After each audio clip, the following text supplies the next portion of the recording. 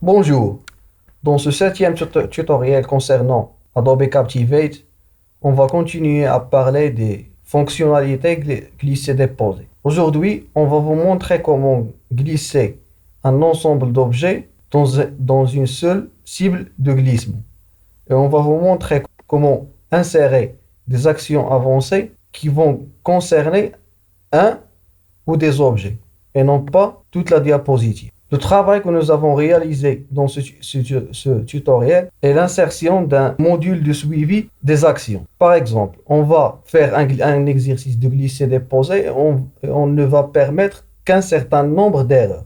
Par exemple, on a 11 objets à glisser-déposer et on va permettre 5 fois d'erreurs en glisser-déposer.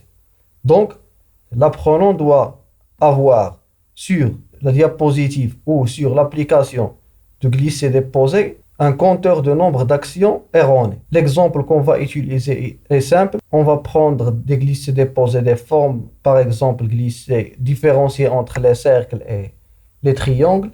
Alors, on commence.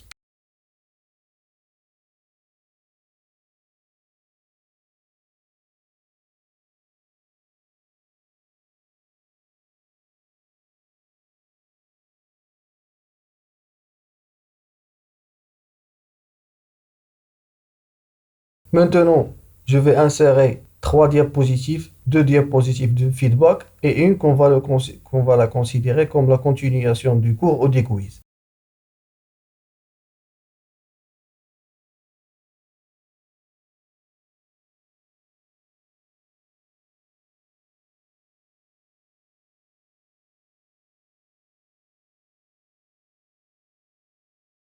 Dans la diapositive numéro 3, on va insérer un bouton qui va guider l'élève à la continuation de l'exercice ou du cours.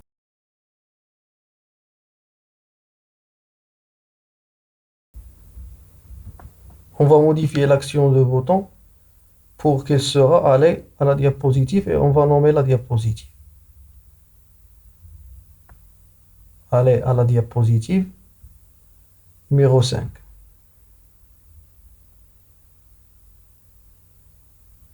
Et on va copier, coller ce même bouton dans la diapositive numéro 4.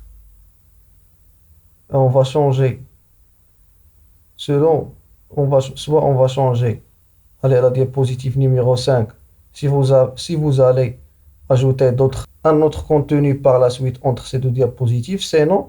Sinon, on va le changer en aller à la diapositive suivante.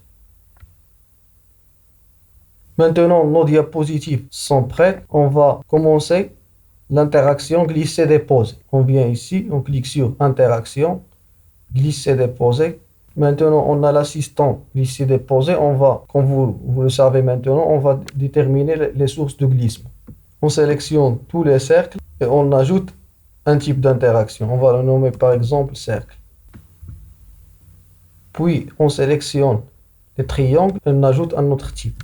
Clique sur suivant. Puis, on définit les cibles de dépôt. Maintenant, on ne va pas lier chaque cercle séparément aux cibles de dépôt parce que nous avons déjà défini un ensemble des sources de glissement. On va lier seulement un cercle et tous les cercles seront attachés à cette cible de dépôt.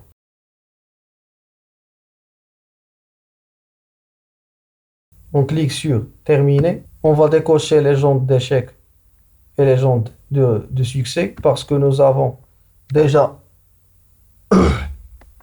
pardon, parce que nous avons déjà inséré des diapositives de feedback. On cache les interactions. Maintenant, on a quelques travail à faire.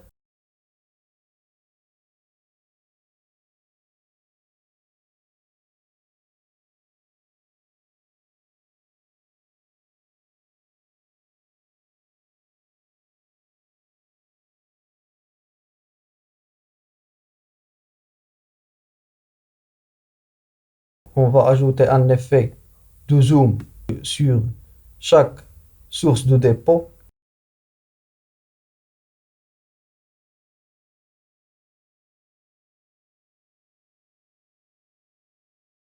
On va vers option, on va permettre le reglissement. Par exemple, si l'élève glisse un cercle dans la place de triangle, il pourra changer sa décision après le glissement. Maintenant, on va sélectionner les cibles de dépôt et on va faire quelques réglages.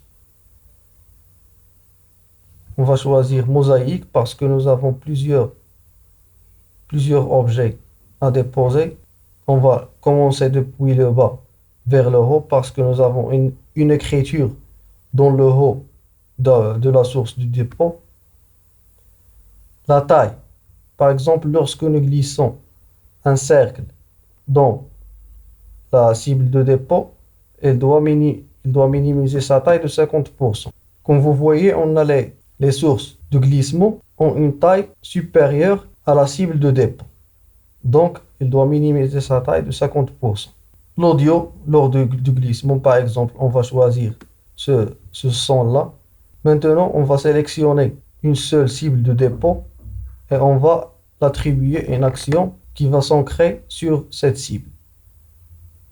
On clique sur Action sur les objets. Comme vous voyez dans le tutoriel précédent, on a fait l'action sur l'ensemble du diapositive. Maintenant, on va attribuer des actions à un seul objet. Action sur les objets.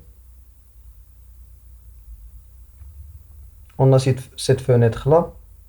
On décoche tout accepter. Le nombre, on a 11 objets. À l'acceptation, remplacer. Cette cible va accepter les cercles. Donc, on va laisser les cercles sans action. On va vers triangle. Si les triangles sont posés dans cette cible, on va commencer le comptage des tentatives fausses. On clique sur aucune action, on va vers exécuter des actions avancées et on va écrire notre script.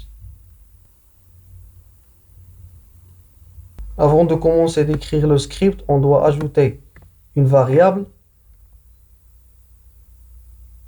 ajouter une nouvelle variable. Sur cette variable, on va ancrer le compteur. La valeur c'est 0. Je commence par 0. Enregistrer. On clique sur fermer. On va nommer notre action par exemple compteur. On coche onglet conditionnel parce qu'on a besoin d'une fonction si.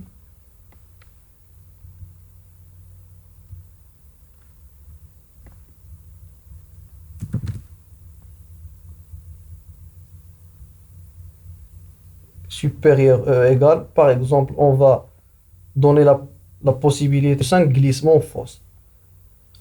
Après le 5e glissement, si on ajoute le 6e, l'élève est renvoyé vers la diapositive qui va lui dire que le nombre des réponses fausses maximales est atteint. On choisit l'hétéro, 5, aller à la diapositive, tentative. S'il dépasse 5 glissements faux, il va aller à la diapositive, slide numéro 3. Else, c'est ici qu'on va dire à l'application d'ajouter 1 à chaque glissement faux.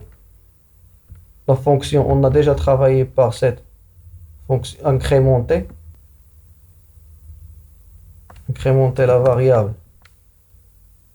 cm par 1. On clique sur enregistrer comme action.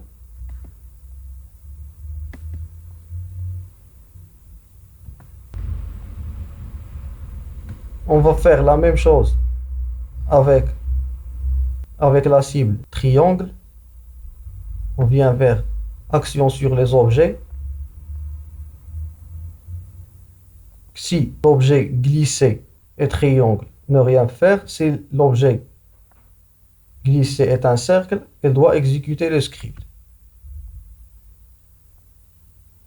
Le script c'est compteur. Ok. Maintenant, on doit afficher à l'élève le nombre de glissements faux qu'il a exécuté. Donc, on va insérer une forme. cette forme sur laquelle va s'afficher la variable. L'incrémentation de 1 va s'afficher dans cette forme. Nombre de tentatives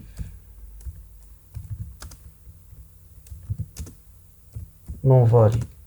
Pour insérer la variable, on doit sélectionner le texte. Par exemple, je vais vous montrer. Maintenant, la possibilité d'insérer une variable est affichée. Mais si je clique sur la forme elle-même, on n'aura pas la possibilité d'insérer la variable. Donc, double-clic.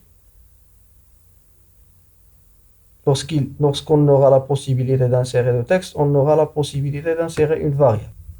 La variable, c'est var_cm, longueur maximale 50, la longueur sur laquelle va s'afficher le nombre de tentatives, et on clique sur OK. Maintenant, la dernière chose à faire, c'est la commande de lecture. On va visionner le rendu de notre projet maintenant.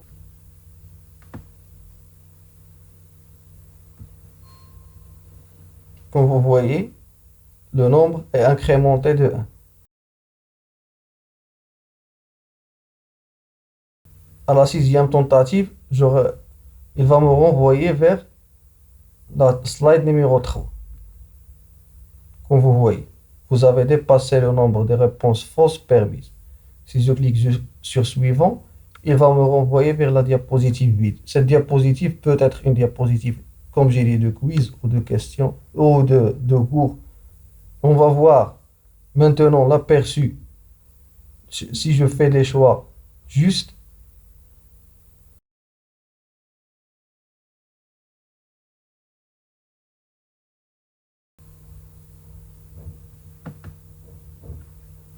comme vous voyez, il m'a envoyé vers la diapositive numéro 4 sur laquelle il y a un message de succès.